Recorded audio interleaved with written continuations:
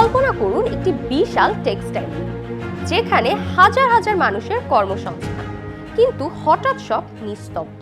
কারণ যে গ্যাস দিয়ে মেশিন চলবে সে গ্যাসের প্রেসার এখন শূন্যের কোঠায়। এটি কোনো কাল্পনিক দৃশ্য নয়, বরং সাভার, গাজীপুর আর নারায়ণগঞ্জের শিল্পাঞ্চলগুলোর বর্তমান বাস্তব চিত্র। আমাদের অর্থনীতির ফুসফুস খ্যাত শিল্প কারখানাগুলো এখন নিভু নিভু অবস্থায় আছে। কেন এই হাহাকার?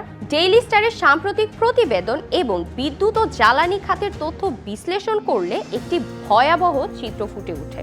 দেশে বর্তমানে দৈনিক গ্যাসের চাহিদা প্রায় 4,000 বিলিয়ন ঘনফুট, কিন্তু আমরা সরবরাহ পাচ্ছি মাত্র 2,500 থেকে 2,600 মিলিয়ন ঘনফুটের আশেপাশে। এই বিশাল ঘাটতি আজকের সংকটের মূল কারণ। সমস্যাটা শুধু গ্যাসের অভাব নয়, বরং বন্টনের অগ্রাধিকার নিয়েও। শীতকাল আসতেই আবাসিক খাতে গ্যাসের চাহিদা বেড়েছে, আবার সামনে বড় মৌসুম, তাই কৃষি ঠিক রাখতে সার কারখানাগুলোতেও গ্যাসের যোগান নিশ্চিত করা জরুরি। বর্তমানে 5টি বড় সার কারখানার চাহিদা মেটাতে গিয়ে বিদ্যুৎ ও শিল্প খাতে রেশনিং করতে হচ্ছে। পেট্রো বাংলার তথ্য মতে সার কারখানাগুলোতেই প্রতিদিন প্রায় 197 মিলিয়ন ঘনফুট গ্যাস প্রয়োজন। এর ফলে একদিকে যেমন শিল্প উৎপাদন ব্যাহত হচ্ছে, অন্যদিকে বিদ্যুতের লোডশেডিংও সাধারণ মানুষের নাভিশ্বাস তুলছে। জ্বালানি বিশেষজ্ঞ ডক্টর বদরুল ইমামের মতো বিশ্লেষকরা দীর্ঘদিন ধরে সতর্ক করে আসছেন।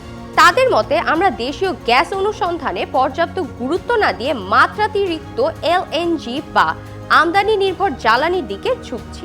ডলার সংকটের এই সময়ে যখন আমদানিতে টান পড়ছে, তখনই আসল সংকট সামনে এসেছে।